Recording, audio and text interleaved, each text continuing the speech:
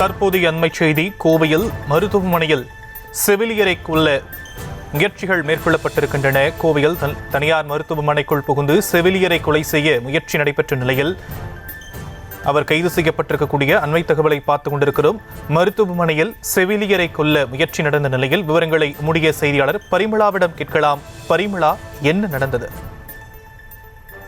Sham, Kovai GKNM அதாவது தனியார் மருத்துவமனையில் செவிலியரே கத்தியால் குத்திய இளைஞர் கைது செய்யப்பட்டு சிறையில் அடைக்கப்பட்டிருக்கிறார். கோவை தனியார் மருத்துவமனையில் செவிலியராக பணியாற்றி வருபவர்தான் பிரியா. அவர் தங்கி பணிபுரிந்து வரக்கூடிய அந்த அவிநாசி சாலையில் இருக்கக்கூடிய GKNM மருத்துவமனை வளாகத்திற்குள் உள்ள மகளிர் விடுதிக்குள் அனுமதியின்றி கன்னியாகுமரி மாவட்டம் நாகர்கோயில் பகுதியைச் சேர்ந்த சுஜித் என்ற இளைஞர் நுழைந்திருக்கிறார்.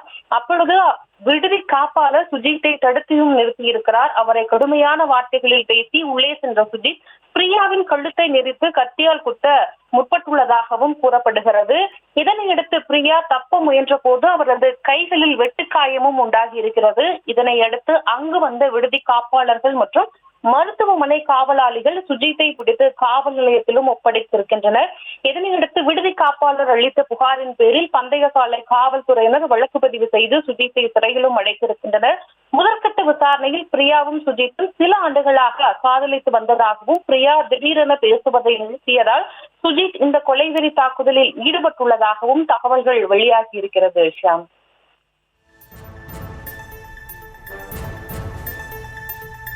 தற்போதைய விவரங்களுக்கு நன்றி பரிமளா.